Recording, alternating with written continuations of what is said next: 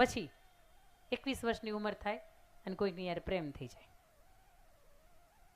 પાત્રની યારે પાત્રતા હોય ને તો ખપે, પણ સામે પાત્રની યારે પાત્રતા ન હોય ને તકલીફ સાલી ત્યાં થાય છે. સમાજ એક હોય, પરંપરા એક હોય, જ્ઞાતિ એક હોય, રિવાજ એક હોય, અને પ્રેમ થાય ને તો આ 5 વડવાઓ બેઠા ને એને એમ થાય બરોબર છે, બાપાને સમજાવીએ કે એનું ભાગ્ય લખ્યું હશે. જવા દો ને, પ્રેમ લગ્નનો મારો ક્યારેય વિરોધ નથી, ગમતા પાત્રની સાથે જિંદગી જીવવામાં ક્યારેય ના નથી. પણ આ બાજુ હું ગાતી હોય મસ્ત મજાનું, આ બાજુ ઢીંટક ઢીંટક ઢીંટક ઢીંટક તબલા વગાડતા હોય, સમજો.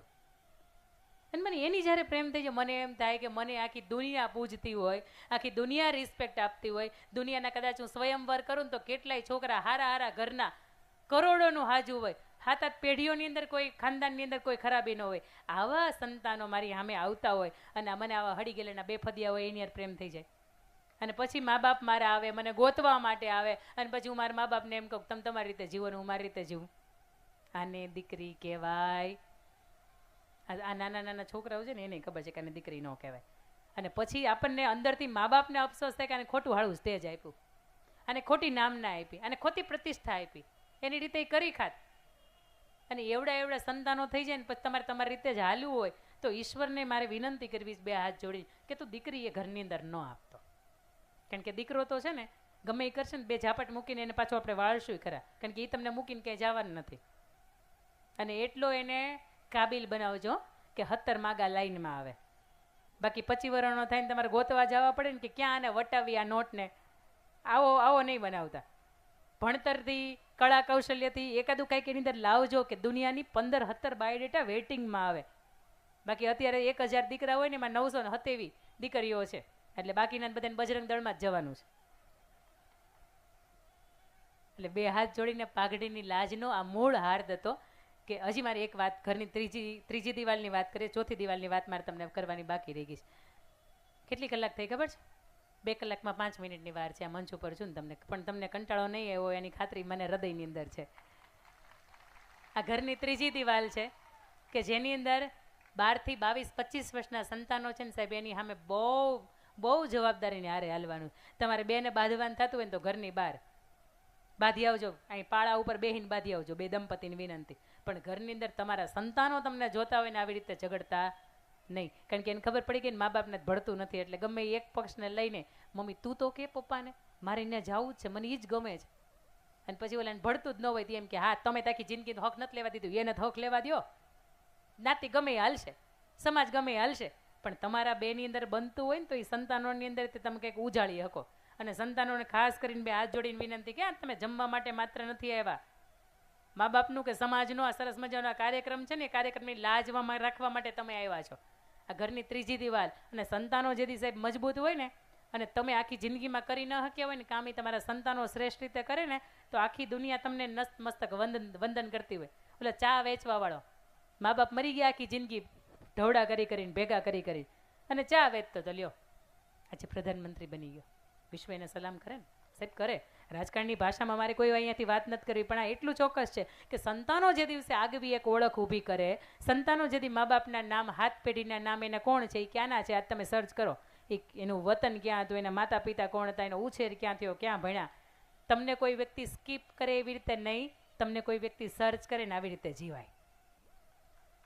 અને ઘરની ચોથી દિવાલ એટલે ખાસ કરીને આપણા મા બાપ. દુનિયાની અંદર સાહેબ ઘણા બધા એવા પરિવારો છે કે જેને બેસવાનો સમય આવ્યો હતો અને મા બાપે દુનિયામાંથી વિદાય લીધી. આખી જિંદગીની અંદર મા બાપે કોઈ દિવસ સુખ નથી જોયું, અને બાપે તો આખી જિંદગી પરસેવો પાડી 2 પૈસા ભેગા કરવામાં જ કાઢી.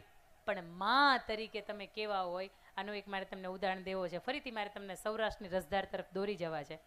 જેતપુર, તમે નામ સાંભળ્યું? જેતપુર સાંભળ્યું ને? હા, જેતપુરની અંદર તમે એન્ટ્રી કરો ને ત્યારે એક માણસ આમ ઊભો છે, એક ભાલું લઈને ઊભો છે. એ માણસના નામ શું છે તમને ખબર છે? નહીં? તો પછી મારે તમને શું વાત કરવી? ચાંપરાજવાળા નામ છે ને, ચાંપરાજવાળાનું એ સર્કલ છે, આખું સર્કલ છે. એમના પિતાશ્રીનું નામ એભલવાળા અને એમના માતુનું નામ મિનલ દેવી. બાળક 6 મહિનાનું છે. એના માતા સરસ મજાનો હિંચકો એને નાખે છે, હિંચકાવે છે. પાછળથી એભલવાળા આવે રાજા હોય, રાજાશાહીથી, કાઠી દરબાર હતા પોતે. અને એના પત્નીને આમ આમ ખભા ઉપર હાથ મૂકીને એવું કે નજીક હોળી આવે છે, આવો રંગોથી રમવાનો એ ઉત્સવ છે. પતિ પત્ની હતા, બાળક નાનું હતું, એની સામે હાથ મૂક્યો એટલે તરત મિનલ દેવી એવું કીધું કે આપણું સંતાન આપણને જોવે છે, તમારાથી મારી હારે આવા ઈશારામાં વાત ન થાય, તમારે જે પણ મને વાત કરવી હોય ને એકલાની અંદર તમે મને કરો, તમારે મને અહીંયા ખભા ઉપર હાથ પણ મૂકવો હોય ને તો એકલાની અંદર મૂકો, આપણું સંતાન તમને મને જોવે છે ને સંતાનની સામે એની અસર ખોટી પડે. એટલે એબલવાળા એવું કહે છે કે બાળક તો હજી 6 મહિનાનું નાનું છે, એને શું ખબર પડે. અને આવા સમયગાળાની અંદર જે આ વાત ચાલે છે ને, એટલે એ જે ઘોડિયામાં સૂતેલો ચાંપરાજવાળા છે ને સાહેબ, એ મોઢા પોતાનું ઓઢવાનું હોય ને એ માથા ઉપર ઓઢી લે અને આમ કરી આમ પડખું ફરી જાય. અને એની માતાને અંદરથી એમ થઈ જાય કે મેં ગર્ભની અંદર જે સંસ્કાર આપ્યા છે ને મારા બાળકની અંદર છલોછલ દેખાણા છે. હવે આ ઘટના મારી અને એના પિતાશ્રીની વચ્ચેની આ એક બેની વચ્ચેની જે અંગત પડતી ને એની મોમેન્ટની અંદર મારો બાળક સાક્ષી રહ્યું છે, મારાથી જીવાય નહીં. મિનળ દેવી છે એ સમયે પોતાનો આત્મવિલોપન, આત્મદાહ કરી લે છે, એ જીવતા નથી. ચાંપરાજવાળો ધીરે ધીરે કરતાં મોટો થાય, એબલવાળો મોટો થઈ જાય અને રાજ છે એ ચાંપરાજવાળાને સોંપી દે. અને ચાંપરાજવાળો જ્યાં સુધી એ ખુરશીએ બેઠો હોય ત્યાં સુધી સાહેબ એનો નિયમ કે એના દરબારની અંદર કોઈ પણ વ્યક્તિને માંગવા માટે કંઈ પણ આવે ને તો એક પણ ક્ષણનું વિચાર્યા વિના પોતાની પાસે જે કંઈ પણ હોય એને આપી દે.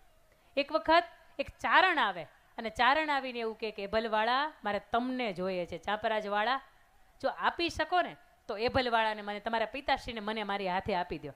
ચાંપરાજવાળા એવું કહે છે કે જેવી ઈશ્વરની મરજી, કંઈ વાંધો નહીં બાપુ, આપ એમની સાથે જાઓ, તમને માંગવા માટે આવ્યા છે, ઈશ્વરે કંઈક સંકેત લખ્યા હશે. એબલવાળાને લઈને પેલો ચારણ જાય છે. એટલે રસ્તાની અંદર એબલવાળા ચારણને પૂછે છે કે ચારણ તમે શા માટે મને લઈને જાઓ છો?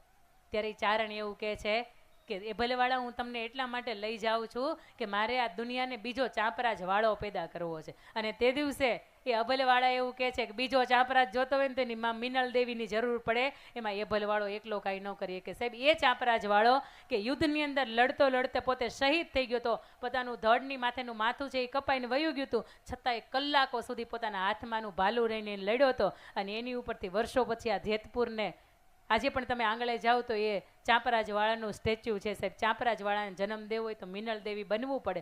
સરદાર વલ્લભભાઈ પટેલને આજે પણ આ કળિયુગની અંદર જરૂરિયાત છે, એને જન્મ દેવો હોય તો સાહેબ લાડબા બનવું પડે. આજે પણ એક પુતળીબાઈ બનવું પડે, એક મહાત્મા ગાંધી પાકે.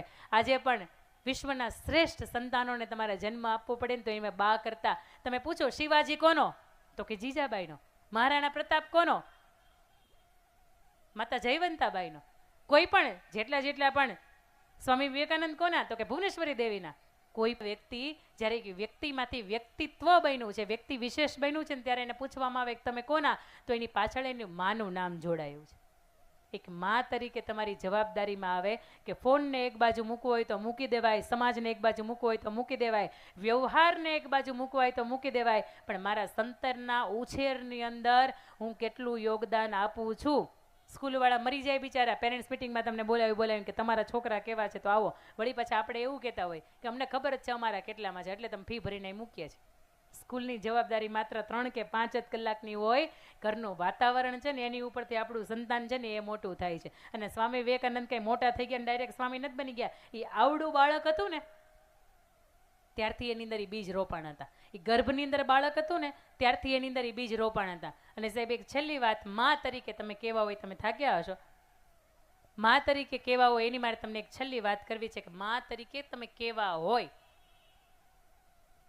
દિલ્હીનું એક મોટું રજવાડું, એનો હુકમ થાય કે નાના નાના રજવાડાઓ છે ને એની ઉપર હુમલો કરવામાં આવે, હુમલો કરો, એ નાના નાના રજવાડાના રાજાને રાણીને મારી નાખો, અને એ જે રજવાડું છે ને એને આપણામાં ભેળવી લ્યો, આપણે મોટું વિશાળ સામ્રાજ્ય બનાવવું છે. દિલ્હીની ટુકડી છૂટી પડે, એક નાનકડું રજવાડું એની ઉપર ચારે બાજુ એનો કિલ્લો હોય એ ઘેરી લે સાહેબ. એના રાજાને રાણીને અંદર કહેવામાં આવે કે આપણો કિલ્લો છે ને આખો 2 દિવસથી ઘેરી લીધો છે. અંદર રાજા અને રાણી વિચાર કરે કે હવે શું કરાય, આપણી પાછળ આખા સામ્રાજ્યને નુકસાની ન કરાય, આપણી પાછળ બધાના જીવ જોખમમાં ન મુકાય. એવું કરા કે આપણે અહીંથી નીકળી જવાય. દ્વારપાળોને કહેવામાં આવે કે દ્વાર ખોલી નાખો. પગડધમ પગડધમ પગડધમ પગડધમ કરતા 2 ઘોડાઓ હોય એના અસવારની સાથે 2 ત્યાંથી નીકળી જાય. બને એવું કે રસ્તામાં સાંકડું નાળું આવે અને સાંકડા નાળામાંથી સામે કાંટા ભરેલું ગાડું આવતું હોય, અને આની અંદર 2 અસવારની અંદર એક સ્ત્રી હોય ને એક પુરુષ હોય. સ્ત્રી એવું કે સાંભળ્યું આ બાને ખબર હશે, નામથી ન બોલાવાતું, ખાલી એટલું કે સાંભળ્યું એટલે દાદા આમ બાર ખોખારો ખાતા હોય ને તો સાંભળી જાય.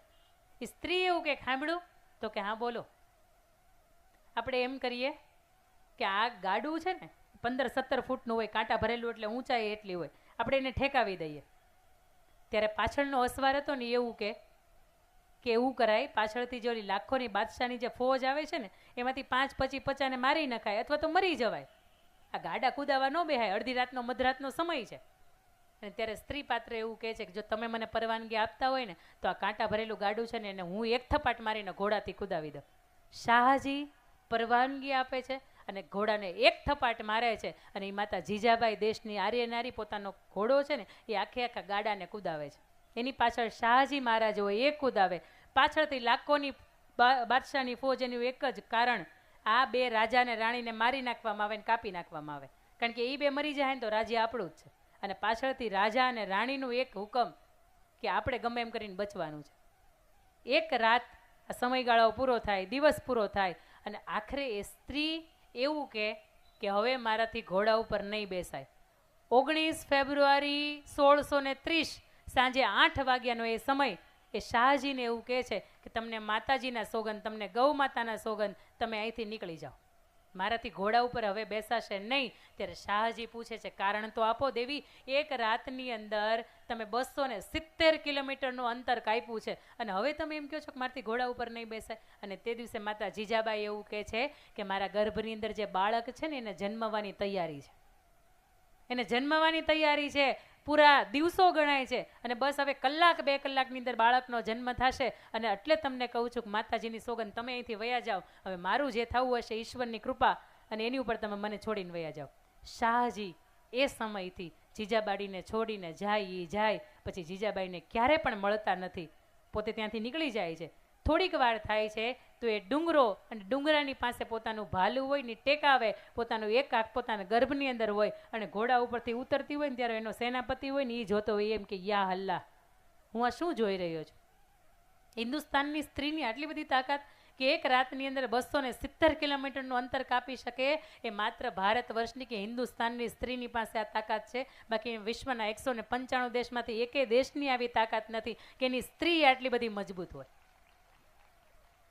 ઘટના એવી બને છે કે એનો સેનાપતિ એવું કહે છે કે આ સ્ત્રીને હું કોઈ અડતા નહીં.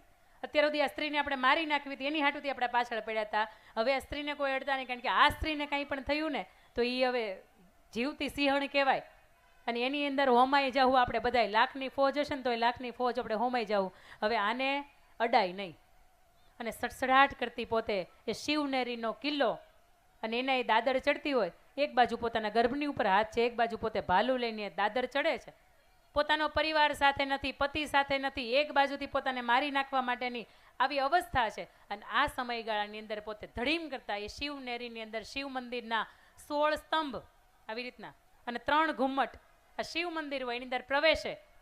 નીચેથી બાળક રડવાનો થોડીક વાર અવાજ હજી તો આવતો હોય ને ત્યારે પેલો સેનાપતિ એવું કે બેન તું કહેતી હોય ને તો એક નહીં તને 100 સુયાણી બોલાવી દઉં, પણ તને આ અવસ્થામાં કંઈ થઈ જાય ને તો મારો અલ્લાહ મને માફ ન કરે. અને તે દિવસે લોહીથી લથપથ સ્ત્રી એવું કહેતી હોય કે મારા બાળકને જન્મ આપવા માટે હું એકલી કાફી છું, મારે એક પણ નહીં અને 100 પણ નહીં સુયાણીની જરૂરિયાત નથી. એ અંદર જાય, દરવાજો અંદરથી બંધ કરી દે, થોડીક વાર થાય બાળકના રડવાનો અવાજ આવે, હુઆ હુઆ હુઆ.